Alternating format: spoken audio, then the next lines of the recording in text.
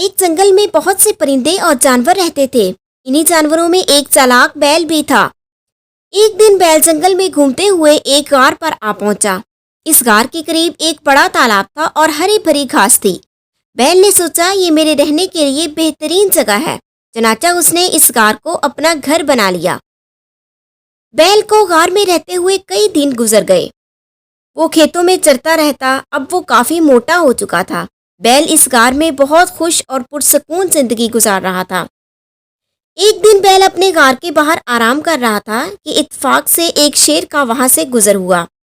شیر اس بیل کو دیکھ کر بہت خوش ہوا۔ آہا، ایک بیل، وہ بھی بہت صحت مند۔ شیر اچھا کھانے کی امید میں اپنے ہونٹوں پر زبان پھیرنے لگا۔ بیل نے بھی شیر کو دیکھا، وہ خطرہ محسوس کر رہا تھا۔ بیل نے سوچا کہ اب اسے اپنی حفاظت خود کرنی ہے۔ اس نے اپنے لیے کچھ کرنے کا فیصلہ کیا۔ جیسے ہی شیر بیل کے قریب آیا تو چالاک بیل نے غار میں جھانک کر پکارا، ڈارلنگ، رات کے کھانے میں کچھ نہ پکانا، میں نے ابھی ایک شیر دیکھا ہے، میں اس کے قریب آنے کا انتظار کر رہا ہوں۔ ڈرپوک شیر نے جب بیل کی آواز سنی تو وہ اپنی جان بچانے کے لیے بھاگا۔ ایک گیدڑ نے شیر کو پھولے ہوئے سانسوں کے ساتھ دوڑتے دیکھا تو پوچھا، کیوں بھاگ رہے ہو شیر صاحب؟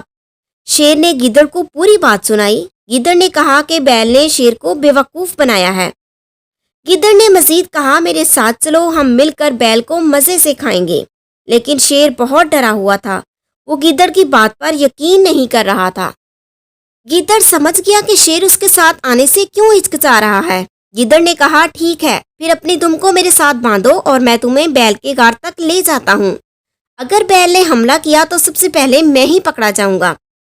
شیر گیدڑ کے تیار کردہ پلان پر راضی ہو گیا اور پھر شیر اور گیدڑ نے اپنی دمیں باندھ لیں اور وہ بیل کے غار کی طرف روانہ ہوئے۔ شیر اور گیدڑ دونوں غار کے قریب گئے جہاں بیل رہتا تھا۔ جب بیل نے شیر کو گیدڑ کے ساتھ آتے دیکھا، اس نے سوچا، مجھے یقین ہے کہ چالاک گیدڑ جانتا ہے کہ میں نے شیر کو بے وقوف بنایا تھا۔ بیل نے بہت چالاکی کا مظاہرہ کرتے ہوئے بنا کسی ڈر کے گیدڑ کو پکارا، میں نے تمہیں اپنے لیے 2 شیر لانے کو کہا تھا، کیا تم میرے بچوں کو بھوکا رکھنا چاہتے ہو؟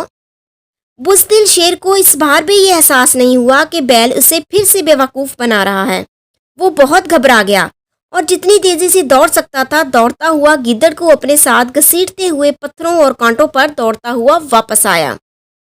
اس طرح ہوشیار اور چالاک بیل نے اپنے دشمنوں کو شکست دی اور خود کو بچا لیا۔